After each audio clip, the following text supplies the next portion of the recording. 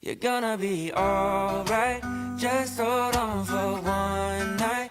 It may take your whole life, but joy comes in the sunrise. Sunrise, just stay there, good things will come later. God made... Tu as dit, tu l'as compris, tu tiens tes promesses, que tu es fidèle, ta parole est certaine, ce que tu as dit, tu l'as compris, tu tiens tes promesses envers moi.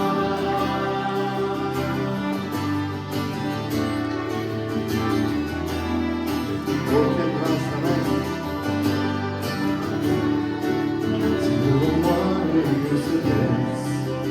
Que la peur vient m'attaquer, que dans la mer, dans la détresse, la honte vient se refermer. Tu ouvres le chemin dans le désert, tu jettes ta montagne à la mer, car tu es à mes côtés.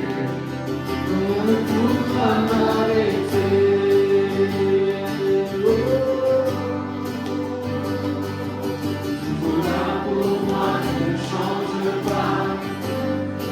Tes promesses que tu as dit, tu l'as compris. Tu tiens tes promesses, que tu es fidèle. Ta parole est certaine. Ce que tu as dit, tu l'as compris. Tu tiens tes promesses envers moi. Tu tiens tes promesses envers moi.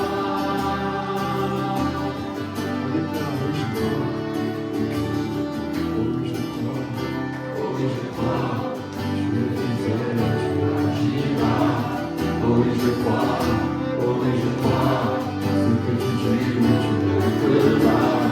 Oh oui, je crois, oh oui, je crois, tu es fidèle, tu agiras. Oh oui, je crois, oh oui, je crois, ce que tu dis, oui, je crois. Oh oui, je crois, oh oui, je crois, tu es fidèle, tu agiras. Oh oui, je crois, oh oui, je crois, ce que tu dis, oui, tu le feras. Là pour moi, tu ne changes pas. Tu tiens tes promesses, ce que tu as dit, tu l'as compris. Tu tiens tes promesses, que tu es fidèle. Ta parole est certaine. Ce que tu as dit, tu l'as compris.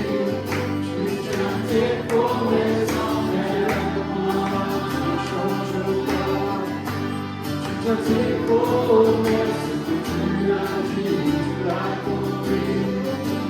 Tu tiens tes promesses, que tu es fidèle. Ta parole est certaine. Ce que tu as dit, tu l'as compris. Tu tiens tes promesses envers moi. Oh, chante mon âme. Tu tiens tes promesses envers moi.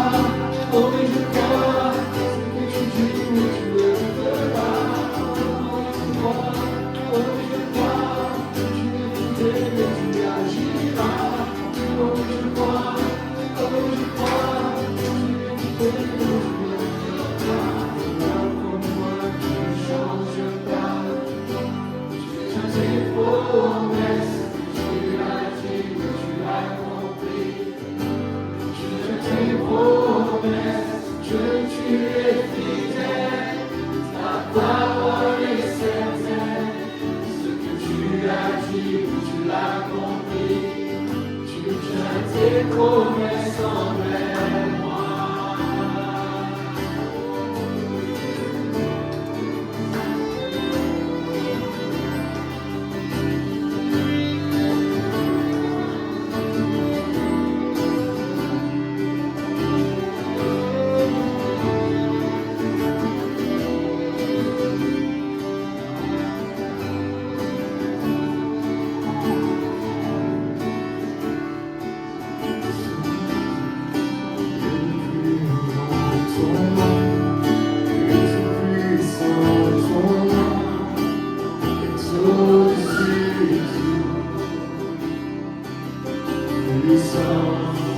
Autorité, royaume, et dignité, ton nom, exauce-tu tout son nom,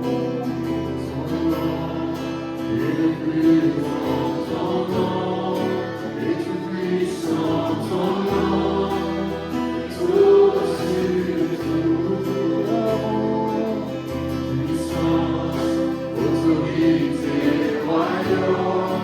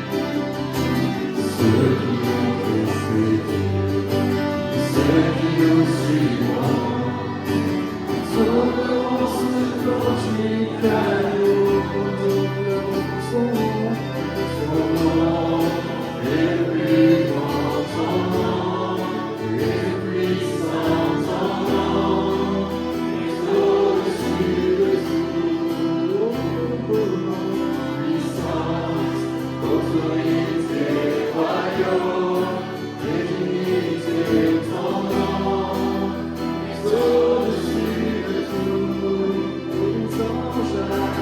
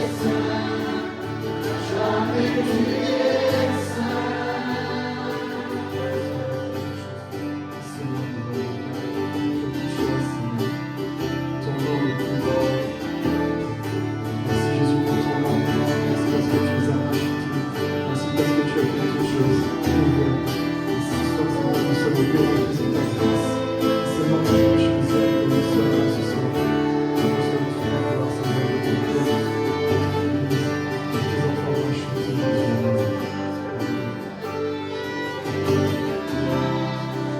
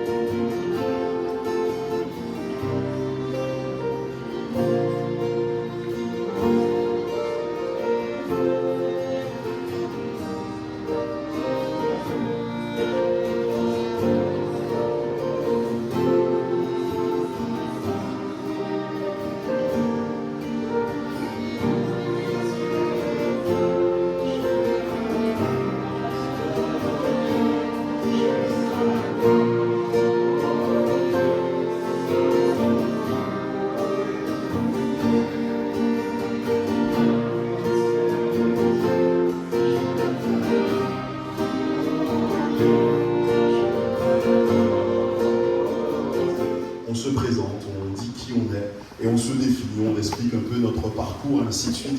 Et quand on se présente à tout le monde, on a toujours des fois des habitudes, des choses qu'on dit nous concernant. Et effectivement, moi, l'une des choses que je dis assez souvent, parce que des fois on a entendu parler de moi, et on a beaucoup parlé de moi en disant tag, tag, tag. Je dis que tag, c'est mon surnom, c'est pas mon nom, c'est pas mon prénom.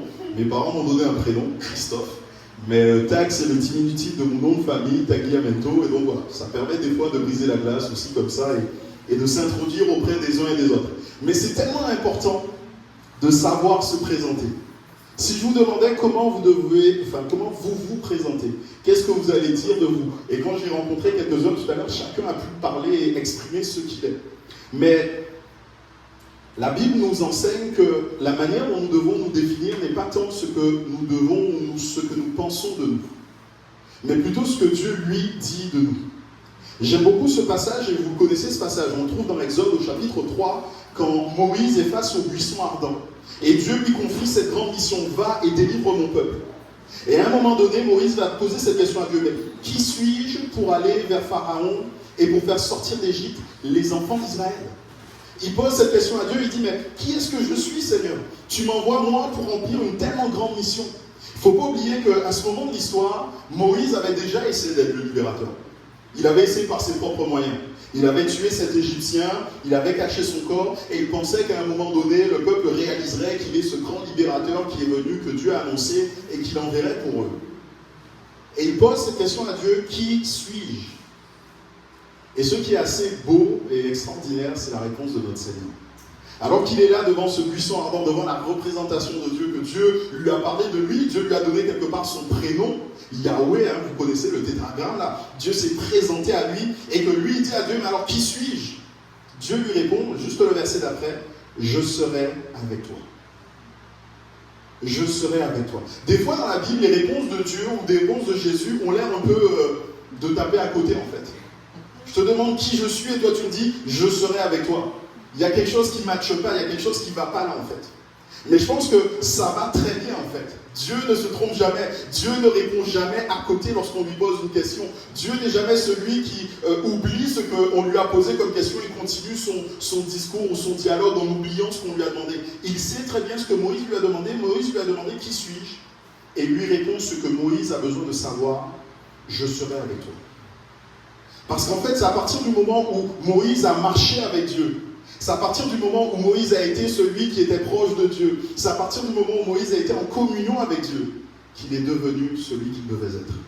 Il est devenu ce libérateur que Dieu avait prévu, avait annoncé pour son peuple. Il est devenu celui qui a été un guide, celui qui a été un leader pour son peuple. Pourquoi? Parce qu'il a marché avec Dieu, parce que Dieu a été avec lui. Et bien aimé, ce soir, je voudrais vous dire qu'on a des fois besoin de se détourner de ce qu'on est, nous, ou de ce qu'on pense, nous, pour se tourner vers ce que Dieu dit que nous sommes. Tu as besoin de te détourner de ce que tu penses être ton identité, de ce que tu penses être ta personne, pour saisir ce que Dieu lui dit de toi. Pour, comme Moïse, marcher dans ce que Dieu a prévu de toi. On peut se construire selon différentes choses, je le redis, on peut se construire en fonction de ce qu'on pense de soi. Et quand on est honnête, la plupart d'entre nous, on n'est pas super à l'aise avec ce qu'on est. On se connaît, on connaît nos failles, on connaît nos défaillances et on se dit vraiment, il n'y a rien de beau. On peut des fois se baser sur ce que les autres diraient de nous. Alors peut-être que si vous avez un conjoint, des enfants, peut-être qu'ils diraient de belles choses de vous. Mais il faut reconnaître que ceux qui nous regardent de l'extérieur ne savent pas qui on est.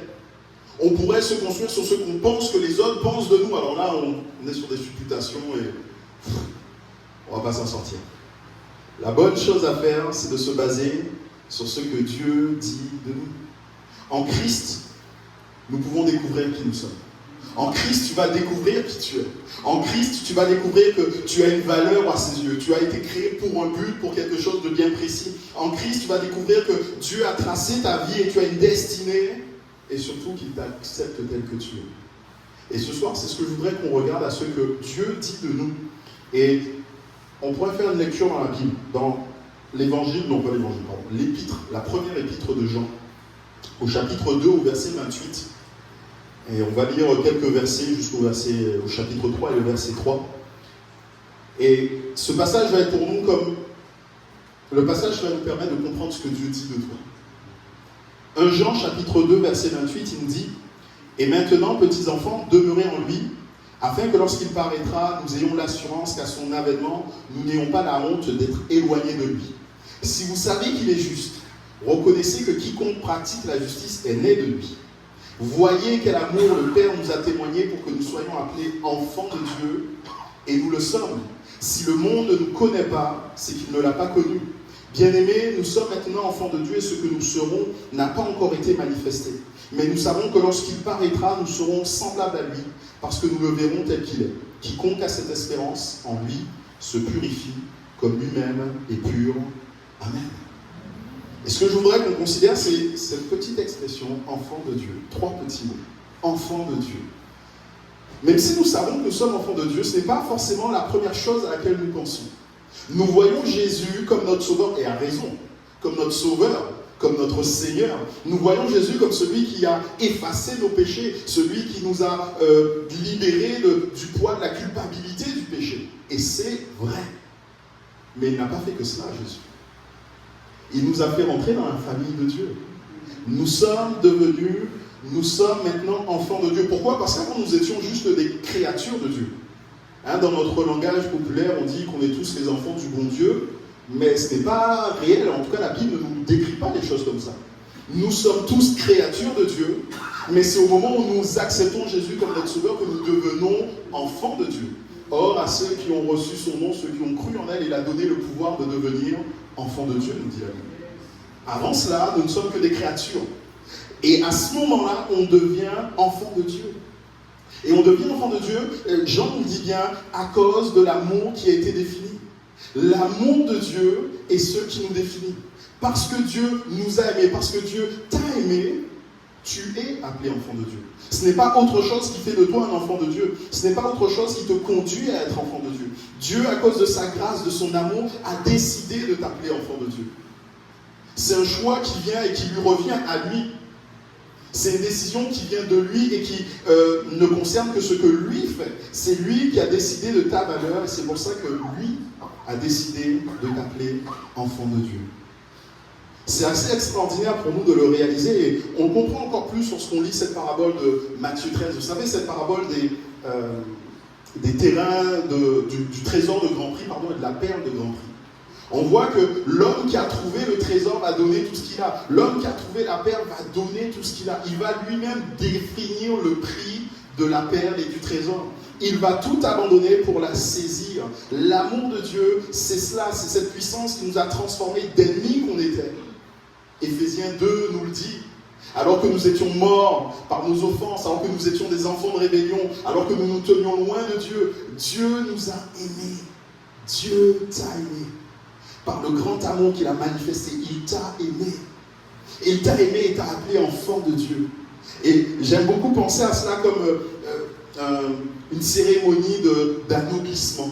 C'est un roi qui est dans son royaume, qui choisit à un moment donné quelqu'un qui l'attire à lui et qui dit « Je décide maintenant que toi, tu n'es plus un paysan, mais tu vas être reconnu sous le nom du duc de Intel. » Est-ce qu'on est d'accord que cette personne, dans le royaume où elle est, tout le monde va la reconnaître comme étant le duc de quelque chose?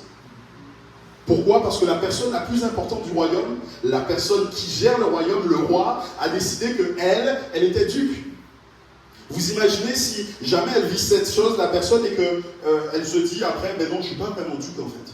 Le roi l'a dit, la personne la plus importante du royaume l'a dit, mais je ne suis pas vraiment duc. Moi, je continue à être un paysan.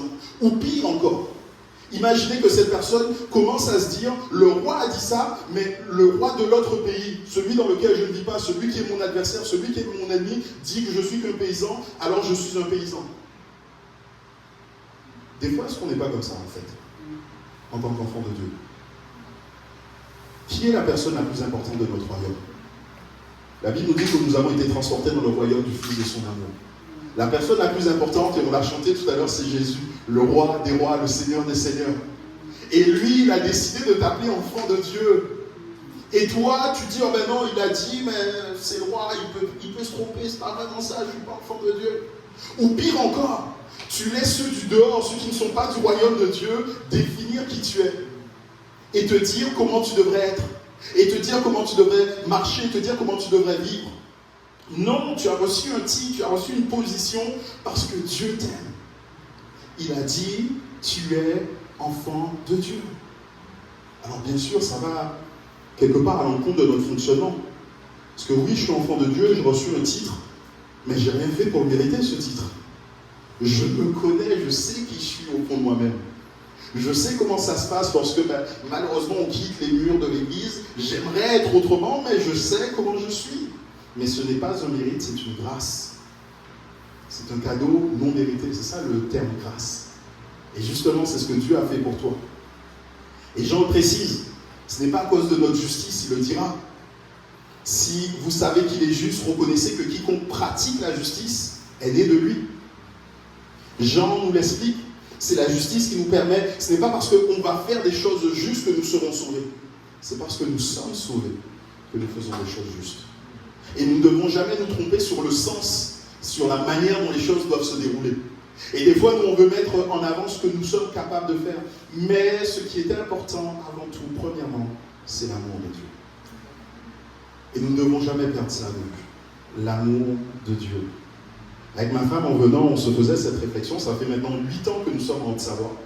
Et on est repassé par la route qu'on avait empruntée la toute première fois qu'on était arrivé en Haute-Savoie. C'était en décembre 2017. On avait visité l'église. Et on était donc en période hivernale. Et on avait été impressionnés par les montagnes enneigées. On venait de Bordeaux. On est de l'autre côté. On était de l'autre côté. Vous voyez, c'est plat. Il n'y a pas de montagne, il n'y a pas de neige, il n'y a rien de tout cela. Et on avait été émerveillés de ces montagnes qui sont impressionnantes, qui sont enneigées, qui sont belles. Et on se faisait la réflexion que maintenant, ça fait 8 ans qu'on y est. Et des fois, on oublie qu'elles sont belles, les montagnes.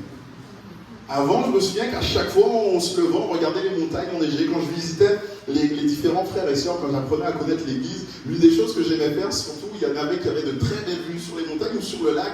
Et je passais mon temps, je regardais, je disais, mais vraiment, vous avez une belle vue, on pourrait ne pas s'en lasser. Au bout de 8 ans, on peut s'en lasser, ne plus remarquer la beauté du paysage. Mais le paysage reste toujours le même.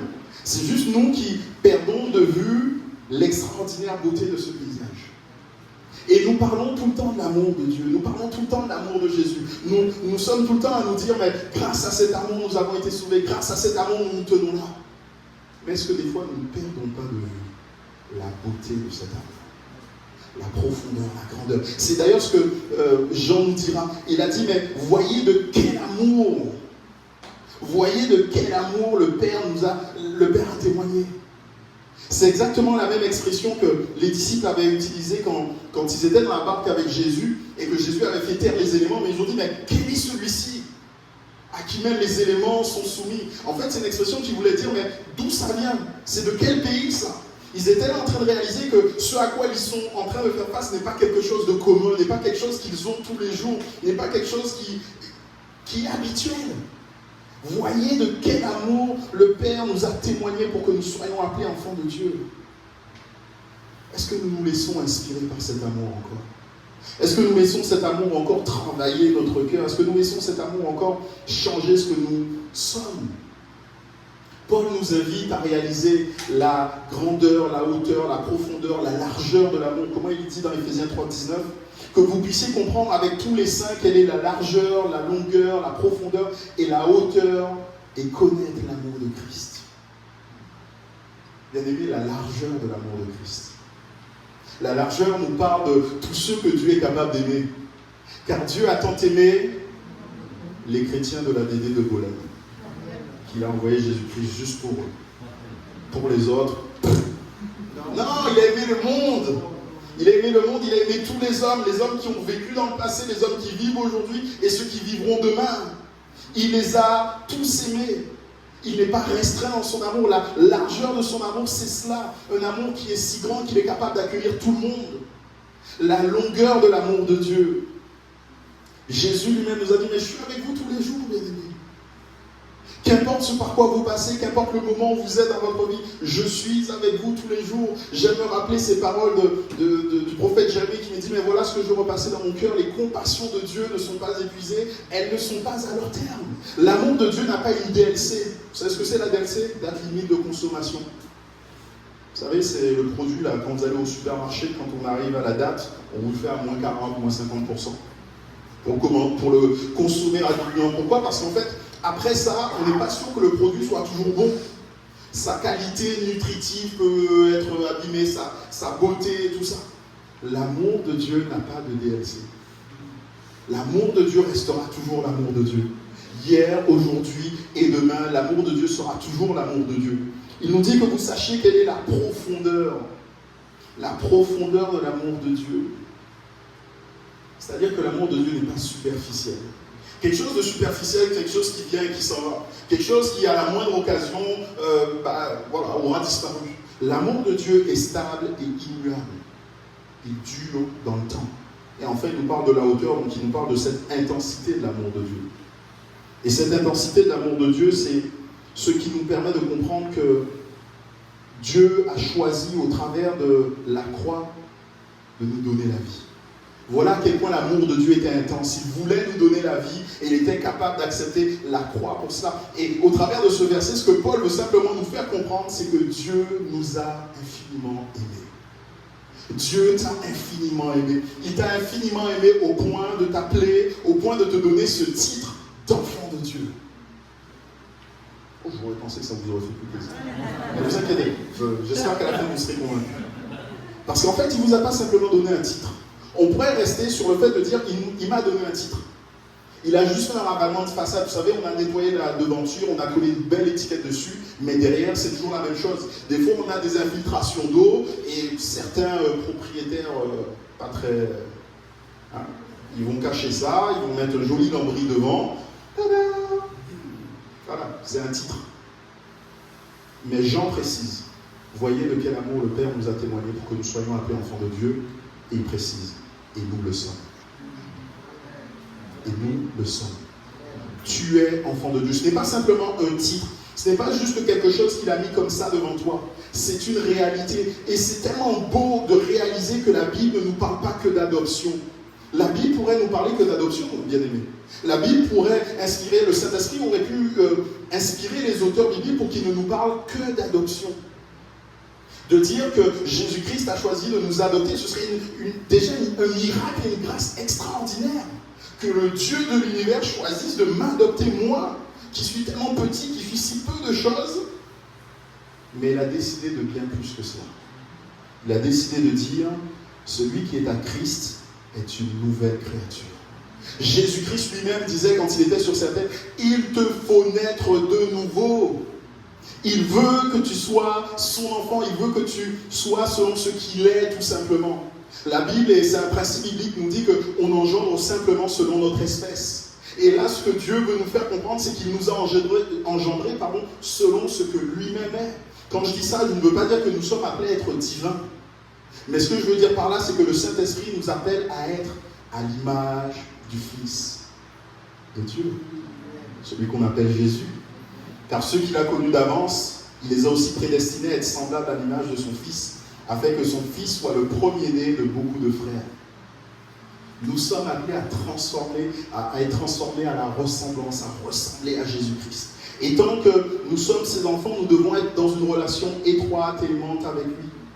Et cette relation doit nous amener à être transformés. Cette relation doit nous amener à être changés. Cette relation doit nous amener à être à la ressemblance de son enfant, pour que nous soyons aussi appelés enfants de Dieu.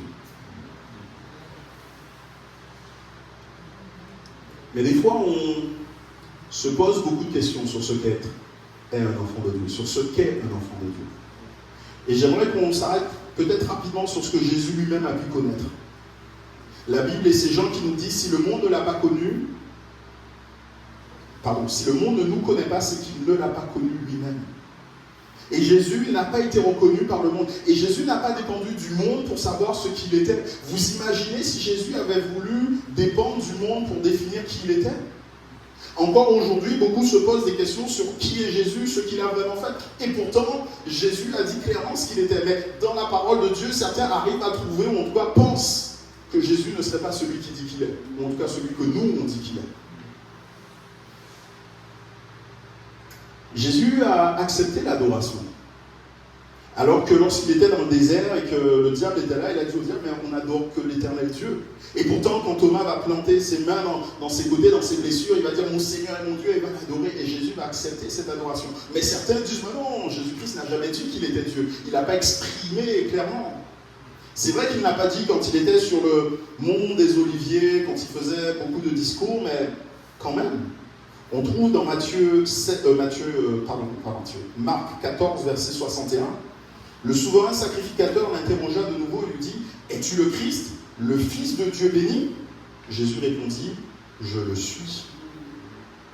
Et pour que ça soit clair et que ça ne porte pas de doute, on peut lire la suite. Alors le souverain sacrificateur déchira ses vêtements et dit, qu'avons-nous encore besoin de témoins? Vous entendez le blasphème, que vous en semble-t-il? Et tous le condamnèrent comme méritant la mort. Ces paroles étaient suffisamment claires pour que ceux qui l'entendent reconnaissent qu'il était en train de blasphémer, en tout cas pensent qu'il était en train de blasphémer en se faisant lui-même fils de Dieu. Vous imaginez la difficulté que Jésus aurait eue?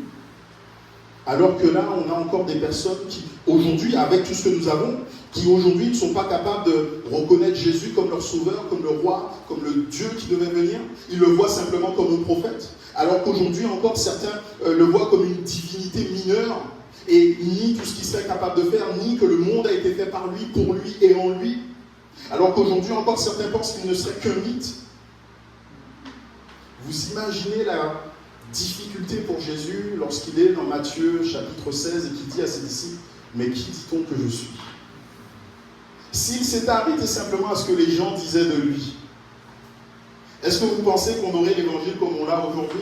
Bah non, l'évangile serait arrêté à Matthieu 16.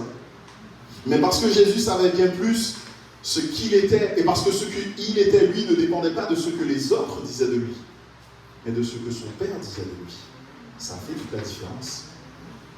Et j'aimerais t'encourager et te dire que tu as besoin de savoir ce que ton Père dit de toi. Tu as besoin d'être dans cette relation avec ton Père proche pour connaître, entendre ce qu'il dit de toi.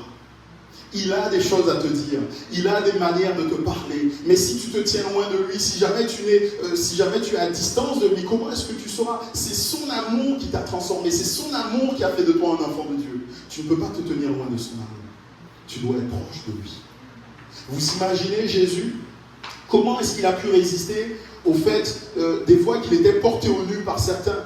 Au fait que certains, des fois, voulaient le couronner, voulaient de faire de lui le roi? Comment il était capable de résister à ces choses? Parce qu'il savait ce que son Père disait de lui. Sa valeur ne dépendait pas du dire des autres, mais sa valeur dépendait de son Père. Comment est-ce qu'il a pu faire face au fait d'être rejeté, d'être nié, d'être moqué, et même d'être trahi par ses propres amis? Parce qu'il faut reconnaître que ça va nous arriver aussi, ce genre de choses. Mais parce qu'il dépendait de ce que son Père disait de lui.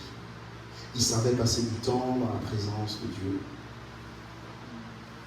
Comment veux-tu résister à ce que le monde dit de toi?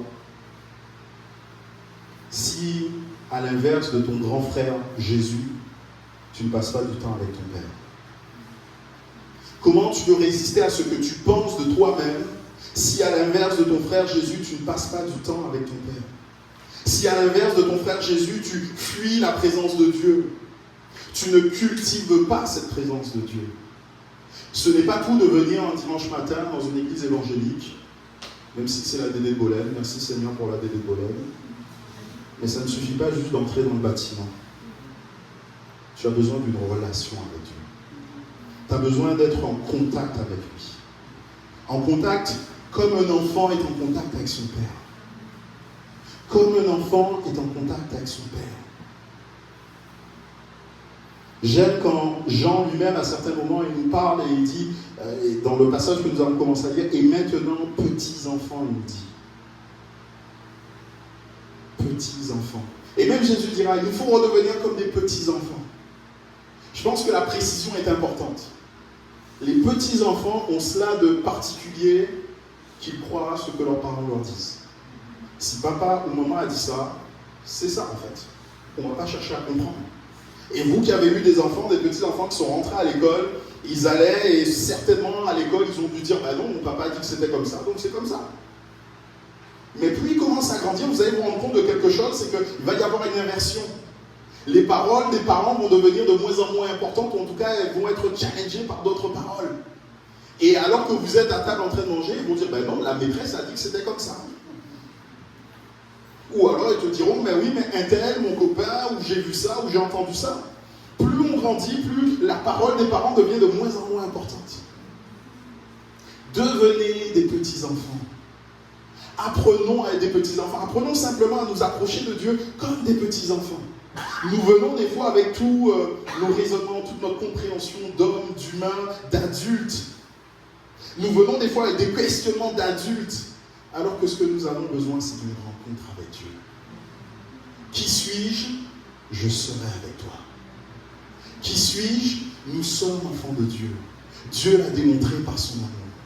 Nous avons besoin de ces temps où nous venons dans la présence de Dieu. Et des fois, nous avons besoin de faire taire, de faire du silence. Vous connaissez ce passage d'Élie qui était en proie presque à la dépression. Il était en train de dire, mais donne-moi la mort. Finalement, maintenant, je lui donne à manger. Il marche pendant 40 jours. Il va jusqu'à la montagne de Dieu, là, la montagne d'Horeb. Et il va se passer quelque chose d'extraordinaire.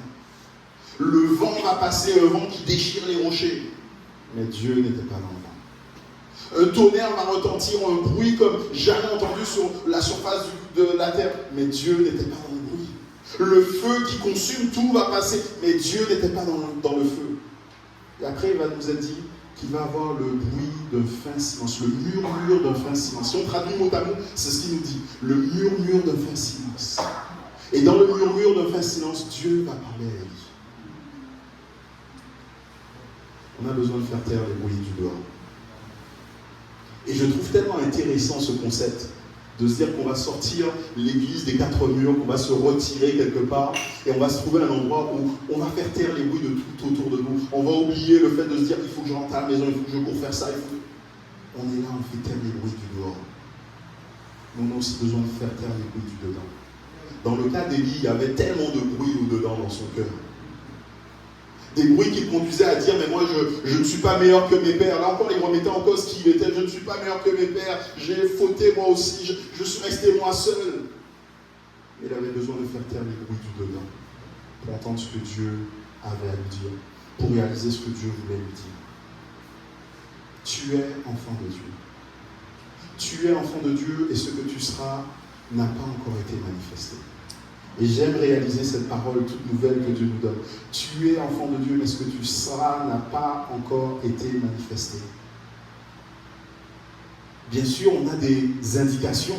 Et quand on lit bien la Bible, on comprend que le corps que Dieu va nous donner, lorsqu'on sera dans la résurrection, quand on sera dans le ciel, ce sera un corps tellement glorieux. On aime à penser des fois que notre corps sera comme le corps de Jésus. Vous savez, Jésus, après la résurrection, il a un corps, parce qu'il est capable de manger, parce que Thomas a été capable de le toucher, mais il a un corps qui est un peu particulier. Ce n'est pas notre corps à nous.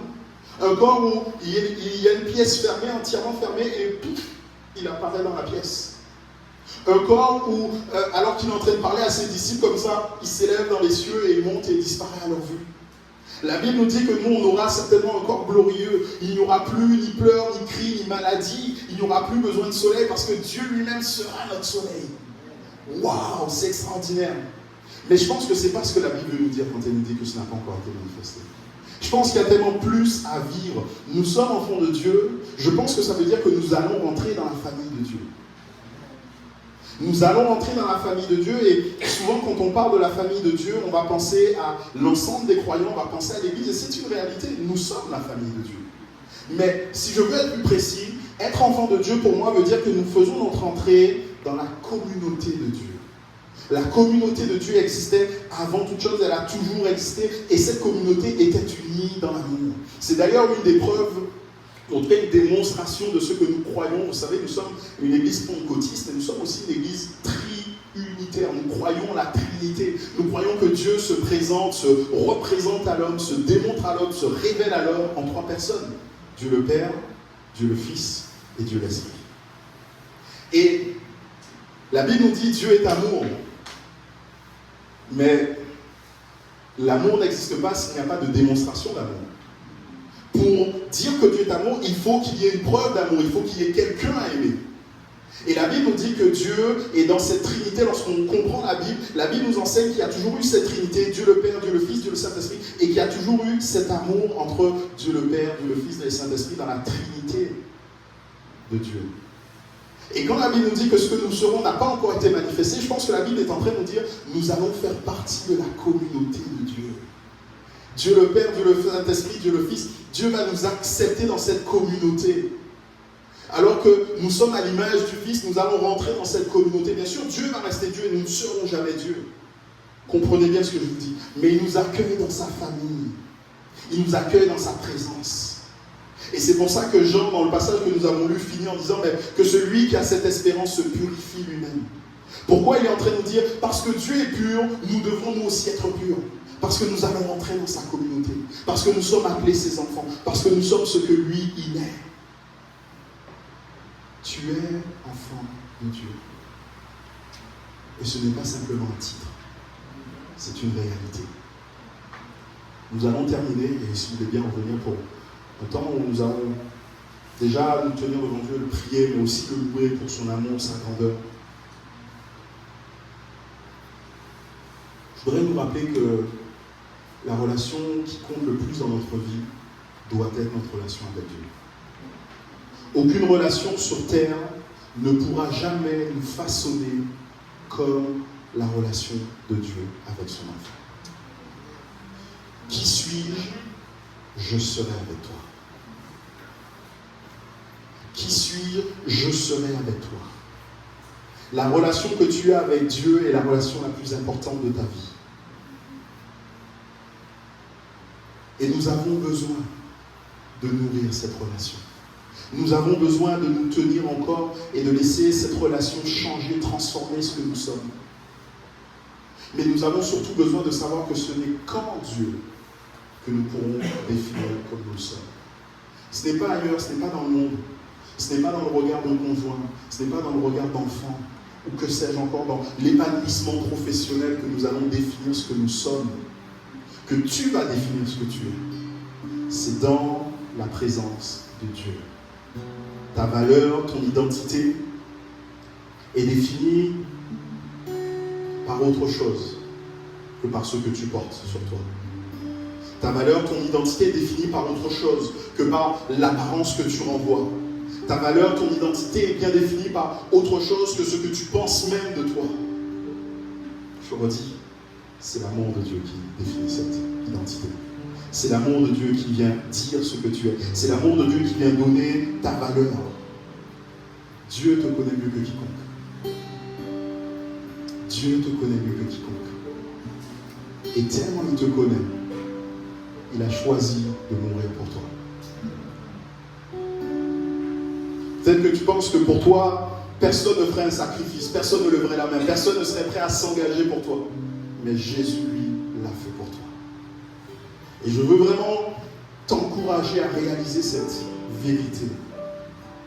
C'est ta relation avec Dieu qui définit ce que tu es. Je voudrais prier pour nous avant qu'on puisse avoir entendre la présence encore de Dieu et un temps où je priais peut-être pour quelqu'un en particulier qui a besoin de saisir cette réalité de son identité en Jésus. Jésus n'est pas simplement ton sauveur, je l'ai dit. Quand on parle de Jésus, on pense Jésus, le sauveur du monde, celui qui meurt sur la croix. Et c'est une réalité. C'est vrai, tu en as besoin de ce sauveur. Ton âme était sale, elle était pleine de péchés. Et Jésus-Christ est venu effacer ses péchés. Et Jésus-Christ est le premier-né. Il est le grand frère, comme j'aime l'appeler. Il veut être ce grand frère pour toi. Il veut faire de Dieu ton Père. Pas simplement Dieu. Oui, il est grand Dieu. Et des fois, on peut s'approcher de Dieu et juste réaliser sa grandeur et comme être écrasé par sa grandeur. Mais je ne sais pas si vous aviez vu cette photo, une photo qui a quelques années, enfin très longtemps même, la photo du président Kennedy avec son fils qui était dans le bureau ovale. Cet homme, le président Kennedy, était peut-être à l'époque, à son moment, l'homme le plus puissant de la planète, président des États-Unis. Et forcément, dans sa présence, je pense que forcément on est impressionné, forcément on est comme tout petit. Mais son fils ne réalise pas qu'il est le président des États-Unis. Pour son fils, c'est juste son père en fait. Et pour lui, quoi de plus normal que de jouer au pied de son père? Quoi de plus normal que de se trouver dans le bureau ovale, peut-être l'endroit le plus important de la planète pour des choses humaines, on va le dire, que de jouer là en fait, parce qu'il joue dans la présence de son père. Simplement. Et nous, on ne doit pas simplement réaliser que Dieu est le Dieu qui est grand, qui écrase tout par sa grandeur. On l'a chanté tout à l'heure, la sainteté de Dieu. Effectivement, même les anges se couvrent devant lui. Les anges n'osent pas lever la tête et crient Saint, Saint, Saint est l'Éternel. Mais ce grand Dieu qui est saint est aussi ton Père. Ton Père qui t'a aimé. Ton Père qui a donné une preuve d'amour qui n'a pas son pareil. Ton Père qui a choisi, la Bible nous dit que Dieu était en Christ réconciliant le monde avec lui-même. Il a choisi de donner sa vie pour toi. Et je voudrais vraiment te donner l'occasion encore de vivre cela, d'accepter cet amour de Dieu, de dire Seigneur, oui, tu n'es pas simplement mon sauveur, mais tu es mon grand frère, tu m'as fait rentrer dans ta famille. Tu as fait de moi ton enfant. On va baisser nos têtes, et on va simplement prier. Je ne veux pas faire l'appel pour te demander de lever la main ou quoi que ce soit. C'est toi qui es devant Dieu, qui es devant ton Père. Et tu vas vivre simplement ce temps devant ton Père. Mais je veux vraiment prier que Dieu se révèle encore dans son amour à ta personne. Que son amour vienne bousculer, vienne transformer encore ton cœur. Et que la proximité, ce temps de cœur à cœur que tu vas avoir avec lui, que cette relation avec lui vienne changer ce que tu es. Et transformer ton être tout entier. Jésus. Jésus. Merci encore Seigneur pour ta parole. Nous ne voulons jamais oublier que cette parole, tu nous l'as donnée, elle est inspirée pour changer, transformer nos cœurs. Et nous voulons la recevoir pour ce qu'elle est. En particulier ce soir, Seigneur, au travers du message qui nous a été partagé, je veux vraiment prier, Seigneur, pour que nous apprenions à réaliser encore que nous sommes enfants de Dieu. Nous avons reçu ce titre, mais ce n'est pas qu'un titre. C'est une réalité. Il y a eu cette transformation, ce changement, une nouvelle créature en nous. Merci Seigneur parce que c'est toi qui nous définis. C'est ton amour Seigneur qui dit ce que nous sommes.